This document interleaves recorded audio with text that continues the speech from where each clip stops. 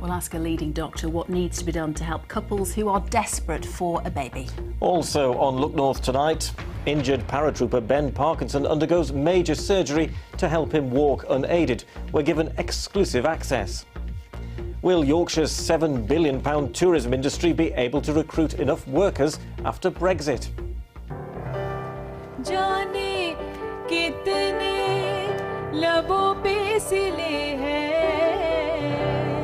We find out what happened when Bollywood got together with jazz for the first time. Well, there's some patch rain to come later tonight. All in all, this week isn't looking too bad. Join me for that week ahead forecast.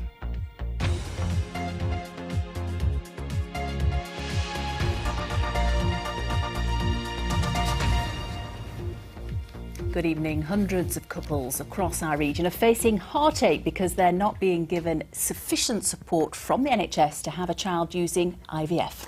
BBC Yorkshire has discovered that none of the clinical commissioning groups in the county are offering the 3 rounds of IVF treatment recommended to help couples conceive. And it's a postcode lottery as to whether couples will get 1 round or 2. Well, Anna Crossley has been finding out how travelling just a few miles across the Pennines can make all the difference. 2 couples, 2 counties, 1 desire: to have a baby. Sarah and Nathan Long live in Huddersfield. After years of unsuccessfully trying to conceive, they were offered 1 round of IVF on the NHS.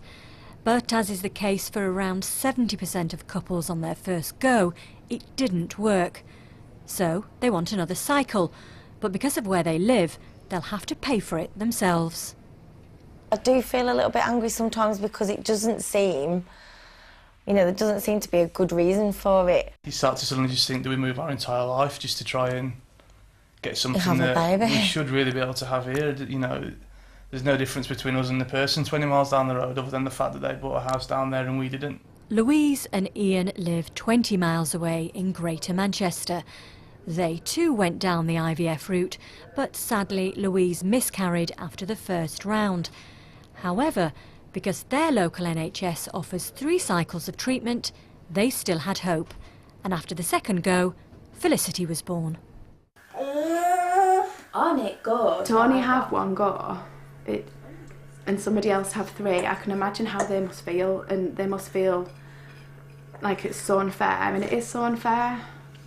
I just think if we'd only had 1 go and Felicity wasn't here, I just don't know what my life or what our life would be like now. The National Institute for Health and Care Excellence says the NHS should provide women under 40 with 3 cycles of IVF if they've been trying for a baby for longer than 2 years. But this is merely a recommendation. The final decision is made by NHS providers locally. In Sheffield you can get 1 full cycle of treatment, whereas in Barnsley you can get 2 full cycles of treatment. And then if you hopped over the Pennines from Sheffield into Oldham, which is not a million miles away, then you can get 3 full cycles of treatment. So it really is a postcode lottery. The group which funds fertility treatment in Sarah and Nathan's area told Look North, "We have offered 1 cycle of IVF treatment for more than 5 years, in line with the majority of CCGs in Yorkshire." Campaigners argue that infertility is a disease and that everyone should have access to comprehensive treatment regardless of where they live. Anna Crossley, BBC Look North, Huddersfield. Well, there was no one available from the Department of Health. In a statement it says fertility problems can have a serious and lasting impact on families, and the NHS should provide access to fertility services, including IVF, for all patients that meet the criteria set out by independent experts at NICE. Dr Virginia Beckett is the clinical lead for reproductive medicine at Bradford Teaching Hospitals. She says 1 cycle of IVF just isn't enough.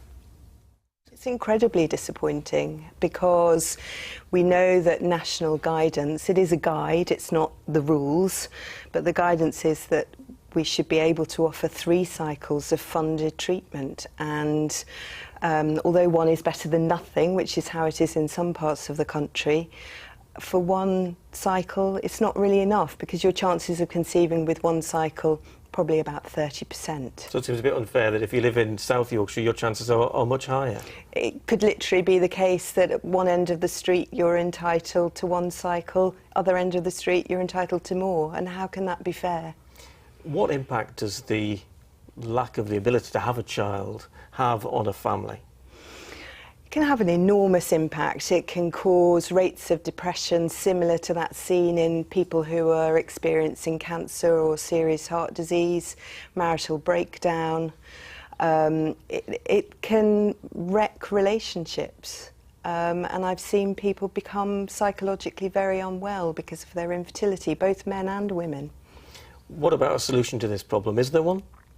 Well, in Scotland, they've certainly decided that there's a solution. They're as per the national guidance, and they've decided that the impact that it would have on health and social well-being if they didn't fund treatment is too much for them to ignore. So we would urge all the CCGs in Yorkshire and really across the country to consider the NICE guidance and fund 3 cycles as is the recommendation. And there's a balance, isn't it, between, you know, treating people who want to start a family and maybe treating people who've got more serious illnesses, life-threatening illnesses. There's always a conflict, and I feel for the commissioners, they've got big choices to make, but as a society we probably have to decide whether we value life-enhancing treatment or treatment that might prolong life that's already gone on for quite a long time.